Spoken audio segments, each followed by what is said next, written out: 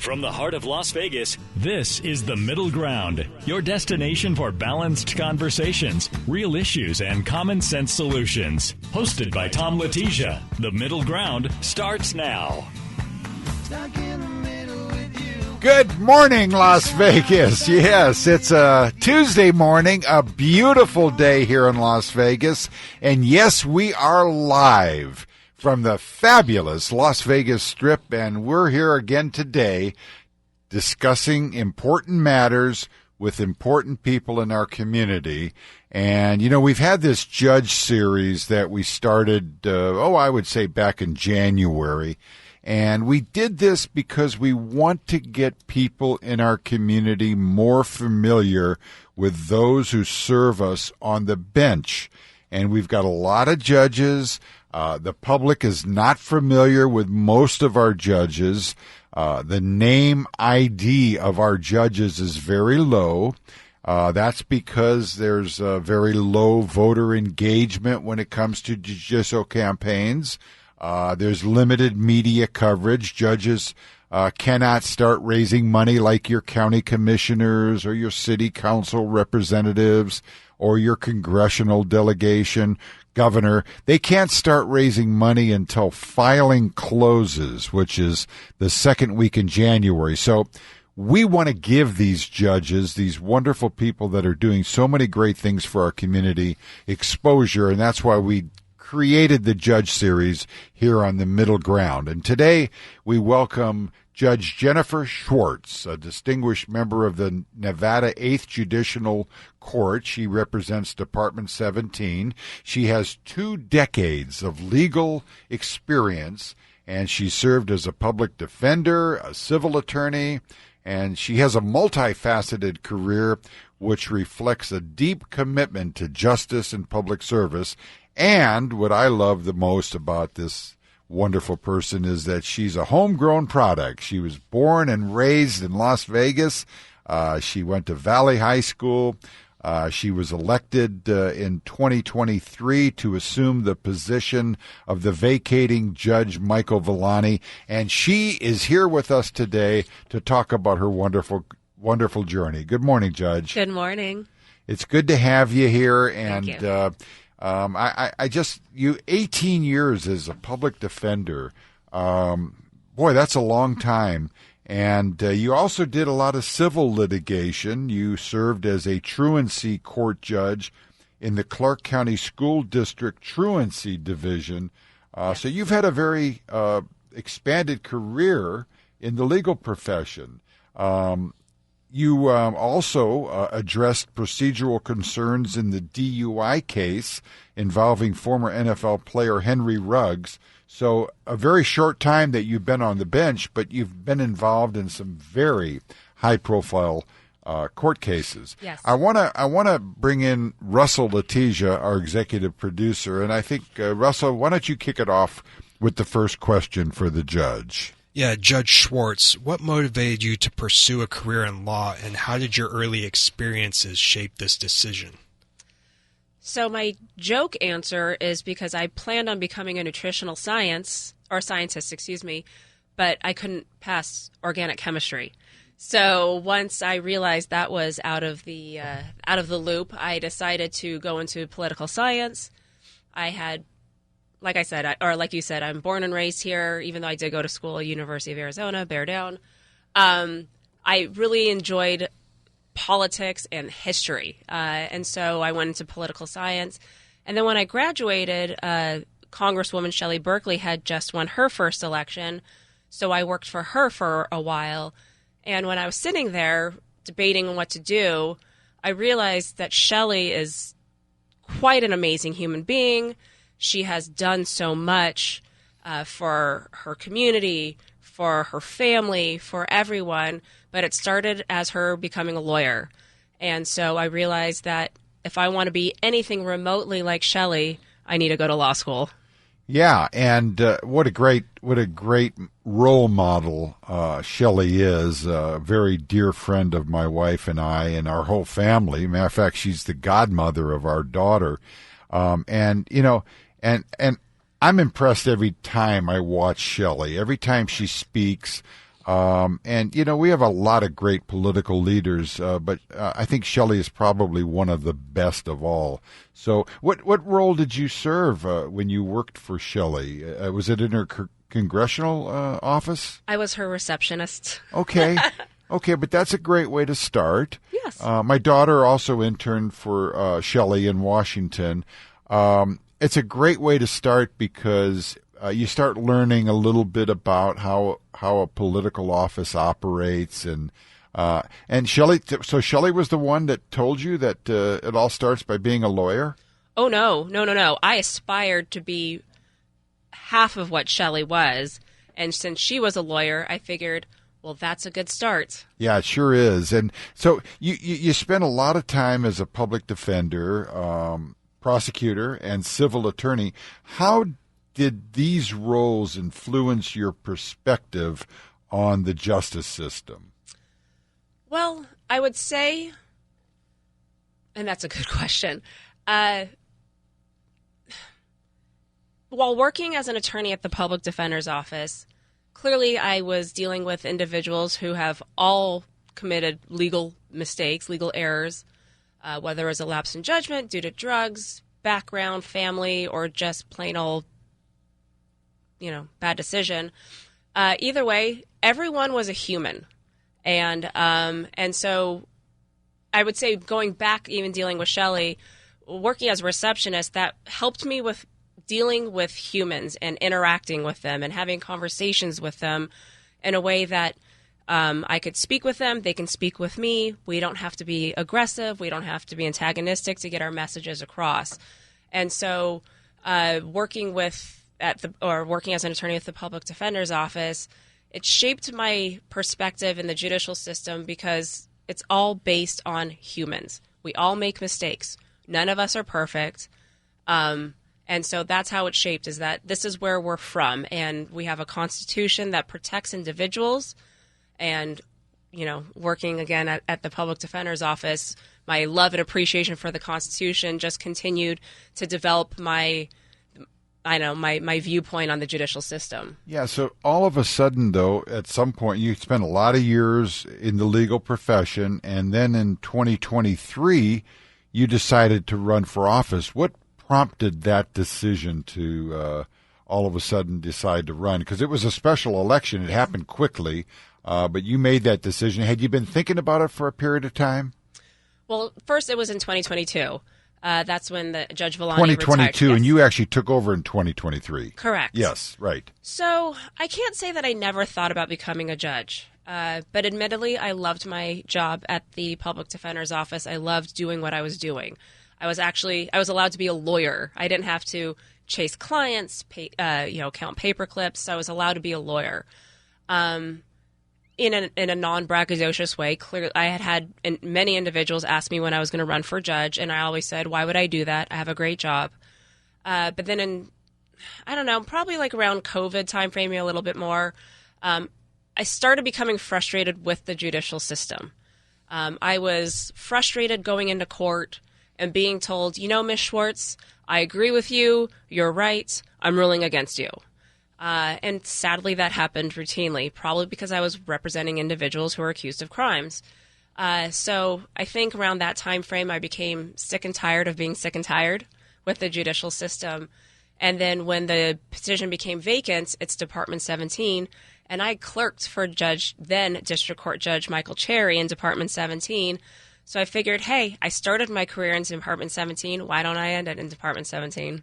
Okay, well, that's an interesting story. And, and being a public defender, you learn how to be tough. And I remember speaking to a public defender a few years ago. I think it was in 2020, Belinda T. Harris, who's now a judge. Yes. And I remember sitting with her in my office and talking to her about how hard it is to run for office, how hard it is to go out and ask for money, how tough it is to ask for endorsements. And she told me, she said, I hear no all day long as a public defender. I'm ready. Let's go. And it gave me an appreciation for the work that you do in the public defender's office, because it's tough, because you're going to lose most of your cases. I mean, when you get a victory, when you get a positive verdict in your favor, that's a big day for the public defender's office. So it teaches you how to be tough. So you spent a lot of years doing that. How would you best describe your approach to interpreting and applying the law, Judge Schwartz? So, I mean, first and foremost, I'm not an activist judge. I'm not trying to create anything new. I'm not trying to do anything like that. So really for my approach is I read the case law, I read the statutes, I read more case law interpreting the statutes, and if I have an issue before me that has never been decided, I try to make the next logical leap. But I follow the law as it is written. I don't try, like I said, I don't try to do anything new. But if there's a logical leap, I'm trying to do my best and hopeful that my logic works. Yeah, and that's it's difficult when you've been an attorney and you've been advocating for clients your whole career, or you've been a prosecutor and you've been advocating for the victims, or in your case, a public defender on the defense side. It's a difficult transition sometimes to go into court and then, of course, apply the law, which is something that you've been able to do in your courtroom. Can you share a case that had a significant impact on you and why? As a judge? Yeah. That's also a good question. I would say my first sentencing that had a victim speaker. The bulk of my career was representing individuals who are accused of crimes, whether it's in evidentiary hearings or at trial or at sentencing. Regardless, I was advocating for my client. And of course, I understood the victim aspect of all of my cases. But having to sit there as a neutral arbiter and listen to this woman tell me her story in a way that was different than at a preliminary hearing or at an evidentiary hearing or at a trial where they tell their story, listening to them tell the emotional aspect of what happened to them, and me realizing I'm no longer an advocate for either side. I'm here for community safety. I'm here to apply equal justice, but I'm also here for victims. Yeah.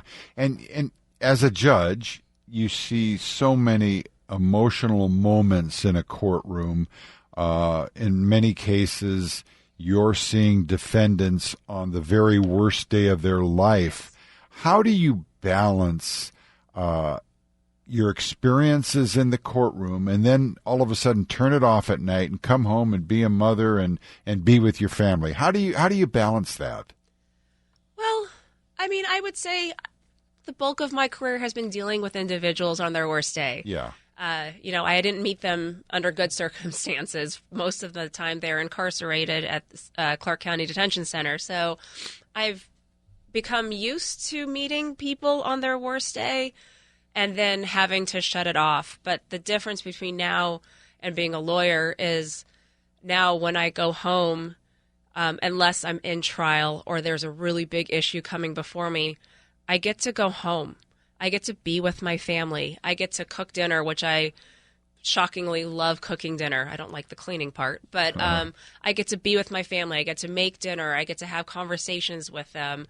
I don't have to have weird, goofy conversations because my mind is elsewhere. I get to actually focus in on my family now. Yeah, and I guess the experience, having been in the courtroom for so many years, gave you the opportunity to know how to transition back into the personal life. Was there any particular mentors that really made it different in your career? Well, I have to say Michael Cherry.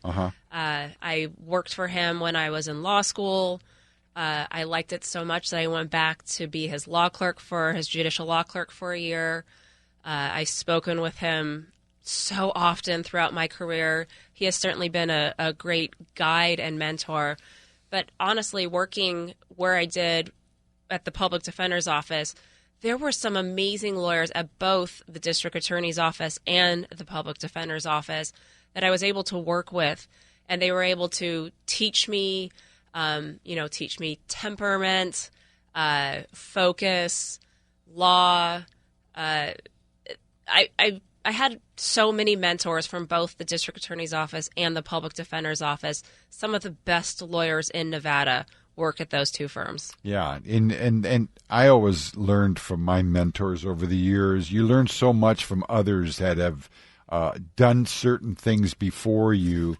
And Judge Cherry is such a great one. He's Justice Cherry, of course. He's been a mentor to so many wonderful judges and very successful people in our community.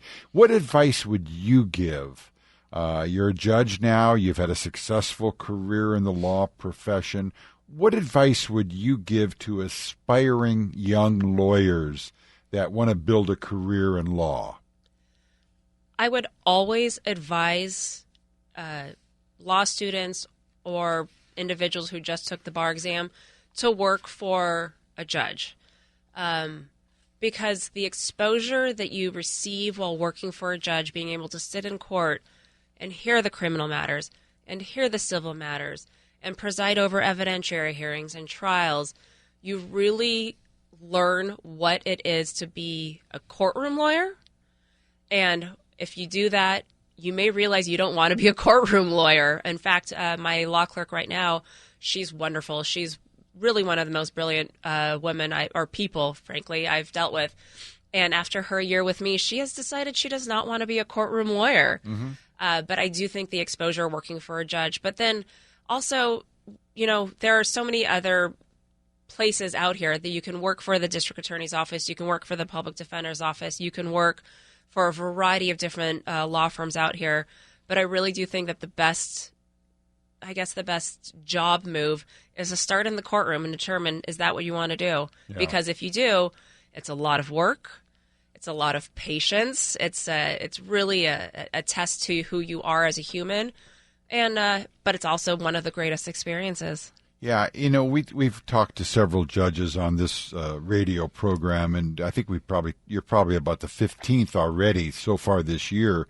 And the one thing that we're seeing and hearing from each of them is the load of work that each of you has. And it's not just, what the public sees, the moments that you are in that courtroom. It's all of the preliminary work, getting ready for a trial, the documentation that you've got to review, the briefs that are filed, and you're spending almost as much time preparing because you got a heavy caseload. You got to move all these cases through. And so that's one thing that a lot of the public doesn't understand. I want to ask you another question about sentencing decisions. How do you ensure that both justice for the community and fairness to the defendants takes place when you're involved in sentencing hearings? I mean, it's a very fine line. It sure is. And it's sometimes very controversial when you get a sentencing case. How do you balance that? Well, I start by saying I'm going to do the best that I can. Every time before a sentencing on a felony charge, there is a pre-sentence investigation report that is prepared by the state of Nevada. And in that, they go into their background, their education, what their childhood was like, drug use, not drug use, gambling, things of that nature. And I read them all because I want to know where this person came from. Also, it gives you their background as far as whether they've committed crimes in the past or not. So if this is their first go-around, unless it's an incredibly violent offense or an offense that doesn't permit probation, I generally give probation. If it's a one-off, they'll be supervised. I order them to complete certain kind of counseling or classes, or I preclude them from doing certain things to avoid committing any future offenses. But if it's someone that has quite the colorful background, I actually speak with them. This is their opportunity. That's their opportunity at sentencing. And I always say, this is your opportunity. Is there anything you want to say? And if they say something, I will engage them in a conversation. It's not an attack. It's an actual conversation. And I try to find out, do they really want that second chance? Are they really willing to make the efforts? And if it is something that's probationable, if I think it's appropriate, again, I'll give them the the classes, whatever. But even if if I say, look, I appreciate what you're saying, I understand it, I hear it, but really this is a case that you belong in prison, I will recommend programs while they're in prison so that they can learn. They can learn. But also, if there's a victim speaker, I speak with them. Just yesterday, I had a woman come in and describe this horrible, horrible travesty that she experienced based on this defendant. And I had a conversation with her about sentencing, and she and I legitimately engaged in what would be appropriate, and I took her thoughts into consideration as well. Well, and I think that the public generally misunderstands what's involved. They misunderstand all of the calculations that you go through, and it's not just you, but all judges, even the district attorney. We had Steve Wolfson on last week, and and a lot of people are sometimes critical as to why didn't he prosecute this particular defendant, and there's so many factors that are involved, such as the many things that you just mentioned, that go into your decision. A lot of people will be critical. Wow, she only gave him 5 years. Well, there's guidelines that you have to follow. Correct. That come from the legislature. So, the judge does the best they can with the information they have and with the guidelines that have been set forth by our laws. And so there's a lot of misunderstandings about what takes place in that courtroom. Okay, so I want to go through so many more things I want to ask you, but I want to get. We only got a couple minutes left, so I want to go through our lightning round. Okay. Our lightning round, which is the fun moment where we ask you quick questions, and you got to give us quick answers, and it gives people a chance to get to know you a little bit better. And some of them aren't even related to the law; they're just related to you as a person. So, favorite legal drama. What's your go-to legal TV show or movie? Better Call Saul. Oh, I love Better Call Saul. I love Better Call Saul. One of my favorites is My Cousin Vinny, too. Of course. I love that one. But, of course. But I love the entire Better Call Saul series. Morning routine, early bird or night owl? Early bird. Okay. Book recommendation. What book have you recently read and enjoyed? Well, I'm currently reading a series. It's called the Beartown series, and I love it. I can't wait to read the third book. Okay. What hidden talent do you have? What hidden talent or skill that we don't know about? I could stack plates up against my left arm like no man's business. I was a server in college, and that was one of my biggest. That's my what do I call it? My Olympic championship without being a sport. Yeah, yes. And that's quite a skill, believe me. Dream vacation. If you could travel anywhere, where would you go? Ooh, I would say I've never been to the French Riviera. Beautiful place. I've been there. Great wine, by the way. Great wine. Too much wine. That's a bonus. Yeah, absolutely. Relaxing spot. Where do you go to unwind? Oh, I have a 15-year-old. There's no such thing. There's no such thing as relaxation. No. Not only do you serve your time on the bench as a judge and you have a family, but now you're going to be running for re-election. So never a dull moment, right? I guess walking my dogs. I would say walking my dogs would be my relaxation moment. And that's a very relaxing time. And we love walking our dogs. Personal motto. Do you have a personal motto or mantra? Do your best. Yeah, that's all you can do, right? That's all you can do is do everything you know how to do and do it better. Well, we've certainly enjoyed this time with you, Judge Schwartz. I appreciate you sharing your insights, your experiences, and your passion that drives your commitment to justice and community. And we hope to have you back here again as we get a little closer to the election time, which will be next year. So thank you, Judge Schwartz. Thank you so much. Thank you for having me. Great to have you. We'll be right back on The Middle Ground. Stay with us. Here I am, stuck in the middle with you. The biggest sports report It's been a tight series with the Minnesota Wild, but the Vegas Golden Knights will try to push them to the brink of elimination tonight. The opening round of the Stanley Cup playoffs is tied at 2 games apiece as the two teams go at it tonight at the Fortress. Puck drops at 6:30. The Las Vegas Aviators are back in town to open a 6-game homestand against the Tacoma Rainiers. First pitch 6:35 tonight at Las Vegas Ballpark. Seemingly out of nowhere, the UNLV football program has become relevant. The Rebels, under former head coach Barry Odom, played in back-to-back Mountain West Championship games the past 2 seasons. And now, for the first time in 15 years, a Rebel was selected in last week's NFL draft. Wide receiver Ricky White III was picked in the 7th round, ending a lengthy streak of undrafted UNLV football players. Until Saturday, the last Rebel selected was in the 2010 draft. White was picked by the Seattle Seahawks at 238th overall. The biggest sports report. AM 670. Talk radio done right. Hello, I'm Marla Letizia, founder of the Long Life Era community. If you are age 50 and over, you are entering what we call your Long Life Era. The next 50 years of your life could be the happiest years as you start up the U-curve of happiness. The Long Life mindset is a shift in how you see the world and yourself. Start your journey today. Embrace the mindset. Go to longlifemindset.com.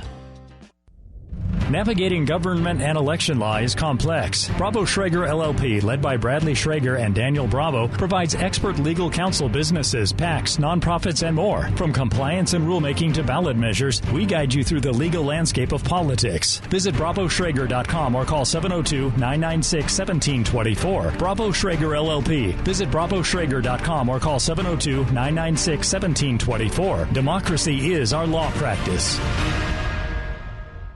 Think having a will alone is enough to protect you and keep your family out of probate court? Think again. The experts at Lawyers with Attitude help our clients create comprehensive plans to protect their assets and ensure their wishes are honored. If you own a home, have kids, and care about your loved ones, Lawyers with Attitude can help. Lawyers with Attitude is a boutique law firm assisting clients in creating their customized estate plan. It all starts with one easy call to Lawyers with Attitude. Call now for a free consultation. 702-881-2212. 702-881-2212.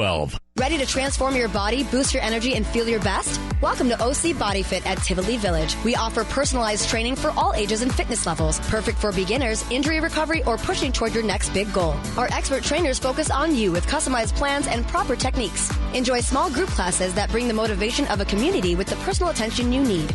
Don't wait. Start your journey to a stronger, healthier you today. Call or text 702-978-8263 to book your free consultation now. OC Body Fit, your ultimate fitness destination. From a village in Tonga to the courtroom in Las Vegas, attorney Michael Samft has tried over 150 jury trials, more than most lawyers will in a lifetime. Contact attorney Michael Samft. Attorney Samft holds big companies accountable when their products harm real people. He's your advocate, your fighter, your trial attorney. Call 702-720-3030 or visit safetyovershares.com. That's 702-720-3030 or safetyovershares.com. Michael Samft. Justice starts here. A jury has spoken. Deborah Fenton slipped and fell, and the Cosmopolitan was found negligent. Thanks to Patrick Kang and Ace Law Group, justice was delivered. If you've been hurt by someone else's negligence, don't face it alone. Call Ace Law Group. We don't back down. We win. We win big, like $15 million big. Call 702-357-9729. Ace Law Group.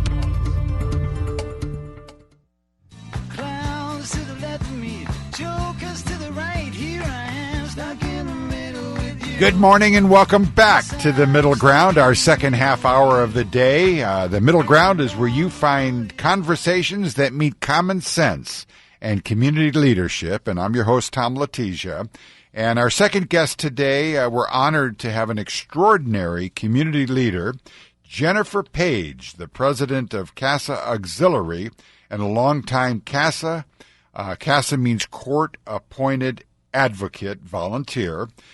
CASA volunteers play a crucial role in our legal system by advocating for children who have been abused, neglected, or placed in foster care. They ensure that a child's best interests are represented in court and that each child's voice is heard. The CASA Auxiliary, led by Jennifer, provides vital fundraising, outreach, and volunteer support to strengthen this mission. With years of firsthand experience both advocating for children and leading community efforts, Jennifer brings a unique and inspiring perspective on how everyday citizens can make a changing difference for vulnerable youth in our community. Jennifer, welcome to the Middle Ground. Thank you so much. Happy to be here. Well, a wonderful program. And, you know, a lot of our listeners are not familiar with CASA. I knew a little bit about your organization before the show. I've heard a lot about it over the years, but was never really able to delve in deeply to learn more. So hopefully in this half hour today, we're going to be able to dig a little deeper. With me is our producer of the show, Russell Letizia. Russell, can you want to kick it off with the first question for Jennifer? Yeah, Jennifer, can you start by sharing what first drew you to the CASA program? Yeah, absolutely. I had been in corporate America for 25 years and thought it's really time to give back and get involved in something meaningful and important. And for me, that's something that I can be really hands-on with, which the CASA program really allows for. We're able to work directly, individually with the children and see the difference that we're making first. So, Jennifer, can you describe CASA's mission to someone who has never heard of it before? Absolutely. So we say that we're going to take the common sense approach to working with kids. So in the court system, the child has a lot of people on their team. They've got a Department of Family Services and lots of people there to support them.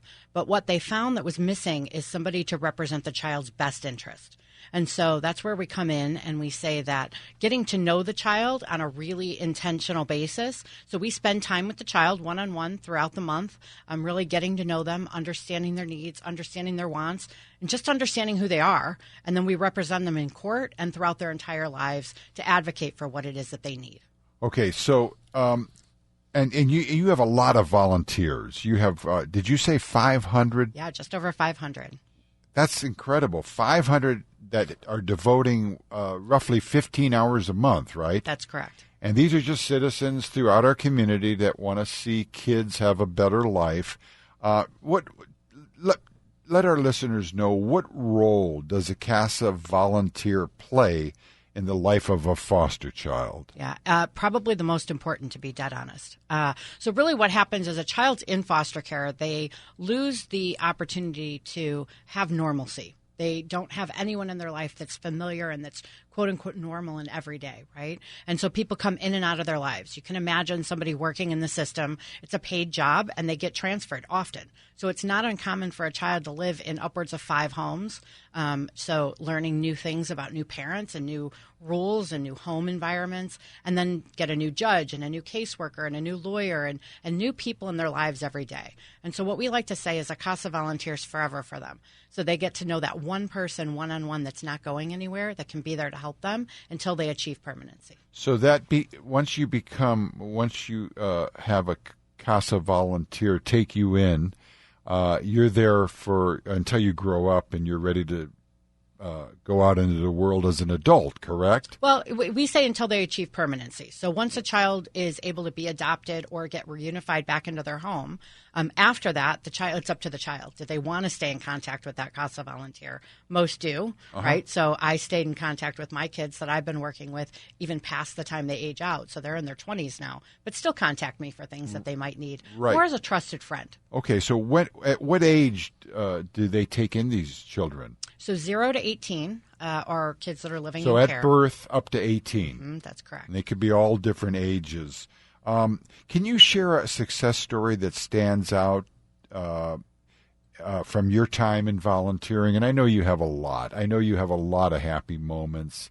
But is there one that stands out? Well, I'll give you one that happened just last week. So okay. I'm working with a child here who's part of the CCS school system, and she's had some trouble in school, as a lot of kids in foster care do. And that manifests in a lot of behaviors and a lot of issues there. And so typically what happens is when a child escalates, if there's no one there to advocate for them, then they're kind of pushed aside, right? And that's what started to happen with this child. And me being her CASA volunteer, I'm able to go into school, meet with the administration, meet with the teachers, and figure out a plan to help so that she can actually get the most out of her education. And so that's something that's, very unique. It's not something that happens all the time for these kids. And so we were able to really transition her. She was about to get kicked out of school and get put into a behavior modified program that really wouldn't have suited her needs. And I was able to go in and really advocate for her and keep her in the classroom that she was in. So you're the one that does the advocating. Absolutely. And are you the one that goes to the court as well? We are. So we spend time with the child one-on-one throughout the month. That's the majority of the time that we spend getting to know that child. But then we also go into the courts. We provide a report to the judge and make recommendations for permanency. And then we can meet with everyone in that child's life, everything from the school, their soccer coach, their therapist, their doctors, anybody involved with that child. Are there special courtrooms that are hearing these cases? Are there special judges assigned to the CASA program? There are. They're family court judges. They're all family court judges, and I've talked to a few of them. We had the Honorable Judge Margaret Pickard on the show, and she is very proud of the program, and it's been very important to her. I would imagine that you face a lot of challenges too, though. I mean, everything isn't perfect. It's not all rainbows and sunshine. Right. So tell us about a few of those challenges that CASA faces. Yeah, I mean, it can be difficult to be on the sidelines, so to say, right? So to see a child struggling and to not be able to intervene in a bigger manner. We've got a lot of resources. We've got a lot of ability. We can always get to a judge if needed. So if there's something that's serious, causing them any kind of harm or threat, we can get involved quickly. But other things take a little bit of time. Yeah. Broken system. It's tough. Yeah. And I would imagine that the training for a CASA volunteer has got to be immense because, I mean, you've got to build trust with children who have possibly been experiencing trauma in their lives. That's a very, very delicate process. How do you go about getting the volunteers prepared for what's coming? Yes, we offer a lot of trainings. We've got a 30-hour upfront training program that gives them really the basics and the tools that they're going to need to be successful. And then we've got ongoing training that happens on a regular basis. All of our volunteers are required to continue their education and to learn more. And we've got just a fantastic support staff. The CASA program itself has volunteer coordinators, they're called, that are there at a moment's notice. So they answer their phone when it rings and help us through any of those challenging situations that come up. But how long does the process take of training to be a volunteer? I mean, if I said today I want to be a CASA volunteer, how long is the preparation in order for me to learn how to take on this new role in my life? Absolutely. So you go through a process up front of background checks and, formal interviews and those kinds of things to make sure there's a good match of the volunteers to the program. And then there's a 30-hour program, training program that takes place over the course of 5 weeks. And what makes an ideal volunteer? I mean, is there a certain characteristic or is there a certain type of person? Absolutely having a heart for children, right? And really understanding what they're experiencing, having good empathy, being able to really understand what that child might be going through, to meet that child where they are. Yeah, I mean, it's just such a wonderful organization, and you just make such a difference in our community. And what's the biggest? What's the one thing that bothers you the most? Is it the awareness of the program? Is when you go out and tell someone what you do you find a lot of people that don't know about the program? That's it. We're trying to make the CASA program a household name. Right. So there are over 3,000 children living in foster care here in Southern Nevada and only 500 volunteers. Yeah. So we really want to get a volunteer for every single child. So we really need to increase that awareness and get more volunteers. I mean, 500 seems like a lot of volunteers, but when you think about it, we've got 2.5 million people here in Clark County, and there are so many people that love children that would probably want to play a role in the CASA program. And I want to talk to you a little bit about how people can become a CASA volunteer. I also want to talk to you about the impact on the community. I need to take a quick break. We're going to do a traffic report, a couple commercials, and then we'll be right back with today's guest, Jennifer Page. She's the president of the CASA Auxiliary program, a fabulous program, and you need to hear more about it, so stay with us. Yes, I'm stuck in the middle with you. Broadcasting live on the world-famous Las Vegas Strip from the studios of Sam & Ash Injury Law. Because you deserve what's right. AM 670 KMZQ is locally owned and operated by Kemp Broadcasting and Digital Outdoors. Bravo Schrager LLP provides trusted legal counsel for nonprofits, offering expertise in compliance, political activity, litigation, and more. From formation to fulfilling your mission, we've got you covered. Contact Bravo Schrager LLP at 702-996-1724. That's 702-996-1724, or visit us online at bravoschrager.com. That's bravoschrager.com. Bravo Schrager LLP, your partner in nonprofit law. He's the man behind the message, the strategist with 54 years of unstoppable success. From mayoral races to national headlines, he delivers. Tom Letizia, the maestro of media. The name behind 10,000 commercials, $1 billion in ad spend, and a legacy of political wins. Need to win hearts, shift public opinion, or manage a crisis? Visit LetitiaAgency.com, where your message meets its moment. From a village in Tonga to the courtroom in Las Vegas, attorney Michael Samft has tried over 150 jury trials, more than most lawyers will in a lifetime. Contact attorney Michael Samft. Attorney Samft holds big companies accountable when their products harm real people. He's your advocate, your fighter, your trial attorney. Call 702-720-3030 or visit safetyovershares.com. That's 702-720-3030 or safetyovershares.com. Michael Samft. Justice starts here. Ready to transform your body, boost your energy, and feel your best? Welcome to OC Body Fit at Tivoli Village. We offer personalized training for all ages and fitness levels, perfect for beginners, injury recovery, or pushing toward your next big goal. Our expert trainers focus on you with customized plans and proper techniques. Enjoy small group classes that bring the motivation of a community with the personal attention you need. Don't wait. Start your journey to a stronger, healthier you today. Call or text 702-978-8263 to book your free consultation now. OC Body Fit, your ultimate fitness destination. A jury has spoken. Deborah Fenton slipped and fell, and the Cosmopolitan was found negligent. Thanks to Patrick Kang and Ace Law Group, justice was delivered. If you've been hurt by someone else's negligence, don't face it alone. Call Ace Law Group. We don't back down. We win. We win big, like $15 million big. Call 702-357-9729. Ace Law Group. KMCQ On-Time Traffic is powered by Meineke Car Care Centers. Right now, you can get an oil change for only $34.95. Meineke, doing car care right.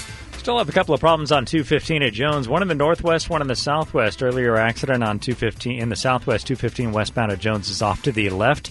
Also in the northern beltway, 215 westbound before Jones. Left lane's blocked there. That only leaves one right lane to get by, so that's caused they're waiting around there in the northwest valley on 215 westbound approaching Jones. Stay to the far right lane.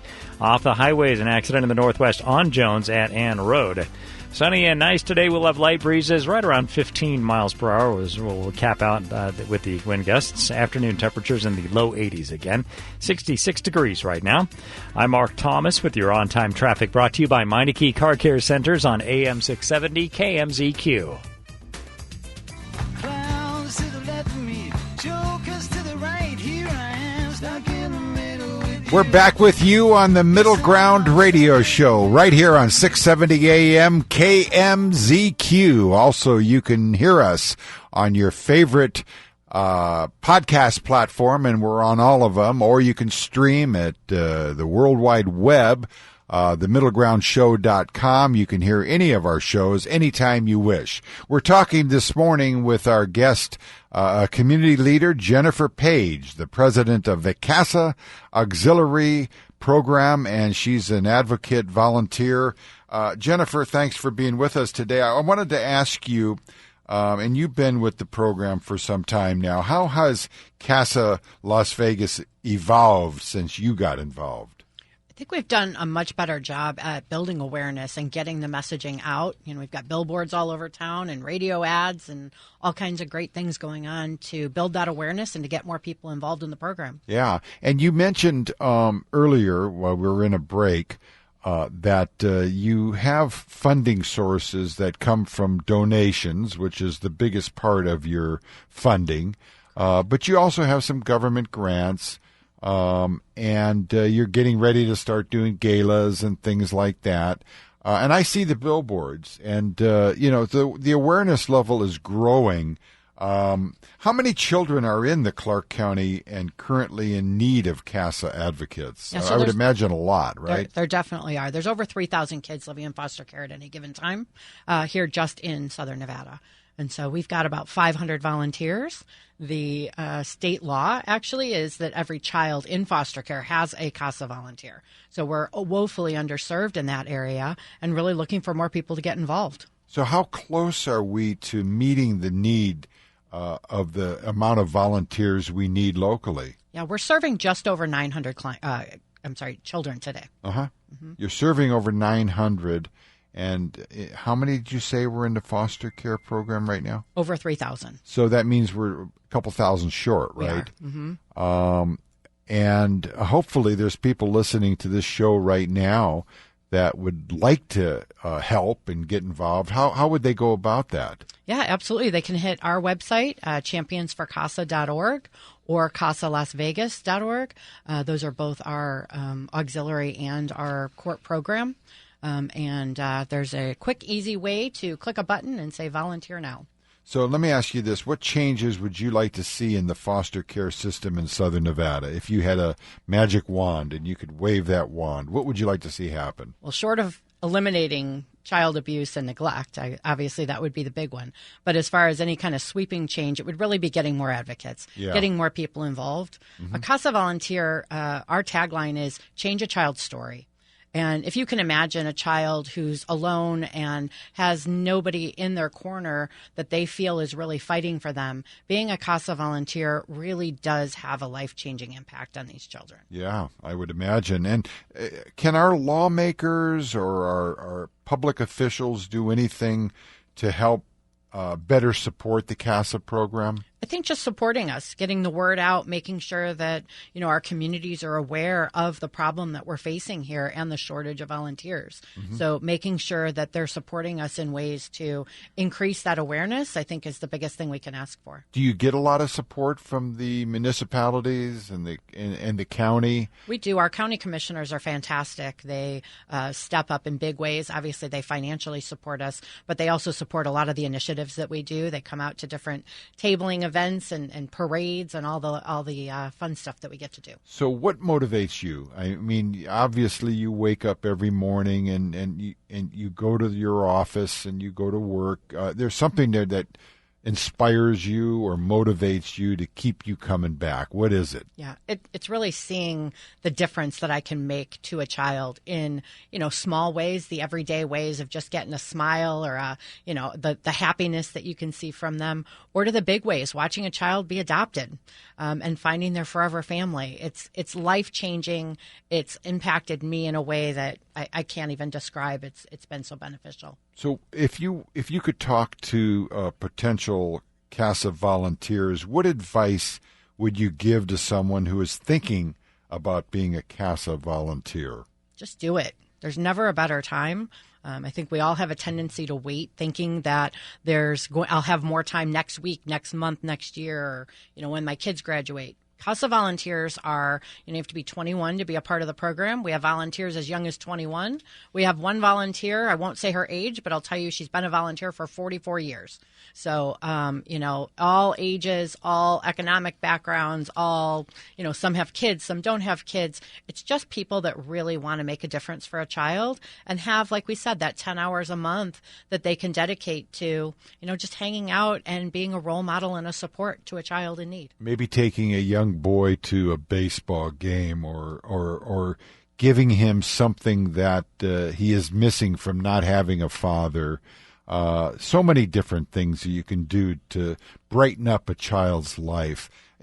What is your greatest hope for the future of CASA Las Vegas? Well, let me actually go back to what you just said a moment ago. It is those big things that we do, taking a kid to a restaurant for the first time. Sure. Or watching him roller skate is huge. But actually just showing up for a child is what they really want. Right. They don't care what you do. Yeah. They want somebody who's just consistent, that's just going to be there because they want to be there. Yeah. Not because they're paid to be there like everyone else in their life, but because they matter and because it's important enough to them to show up. Yeah.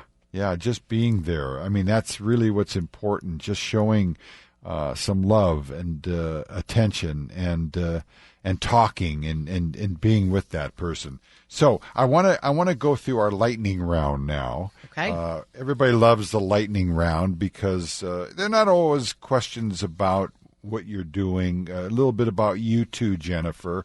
I want people to get to know you a little bit. We only got about 3 or 4 minutes left, so this is quick answers. And let's go. Here we go.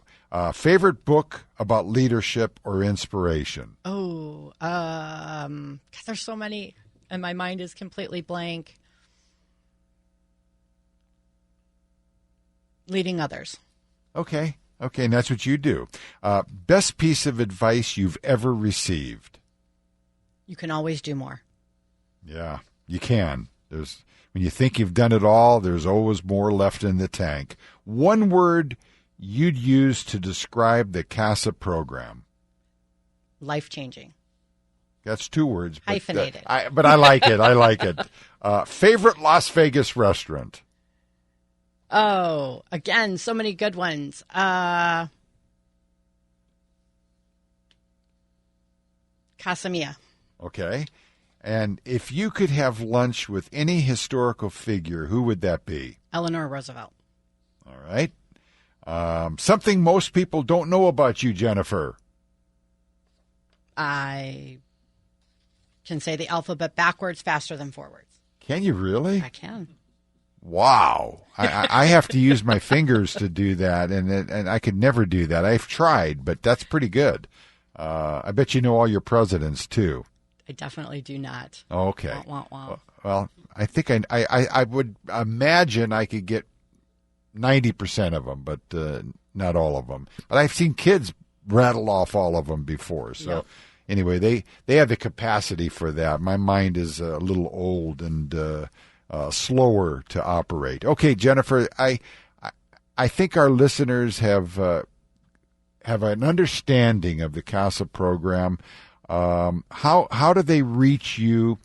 Where do they go? Who do they call? What do they do if they want to either donate money or become a volunteer? Absolutely. Championsforcasa.org is our website. You can get in touch with us that way. You can do everything from become a volunteer, learn more about the program, or donate to our programming. Well, there you go. Jennifer Page, thank you so much for being with us today, for sharing your passion, dedication, and incredible insight into the vital work CASA does for children in need. Your leadership commitment to making a difference inspires us all to look for ways we, too, can step up for our community's most vulnerable. Appreciate everyone listening, and if you want to learn more about the CASA volunteering program, again, that website is casalasvegas.org. Again, casalasvegas.org. Jennifer, thank you for being here, and thank you for being a true champion for our children and for our future. Thank you so much. I appreciate the opportunity. That's it for today, everybody, and great guests today. We had 2 great guests. We had Judge Jennifer Schwartz on the show, and we had Jennifer Page just now, a CASA Auxiliary volunteer. Tomorrow, we're going to talk to Vince Savita from the Southern Nevada Building Trades Union. Vince, that's the big union. Those are all the building trades guys. Those are the guys that are building Las Vegas, and we're gonna find out what's going on and all the different projects they're working on right here on the Middle Ground. Thursday, we have Bradley Schrager. We'll have a heated political conversation with Bradley. And then Friday, we're inviting back again George Chanos. Fascinating guy. He'll talk to us about his books and some of the great technology breakthroughs that we're experiencing now. It's all happening right here in the Middle Ground. You all take care, and we'll see you tomorrow morning at 8. Bye-bye.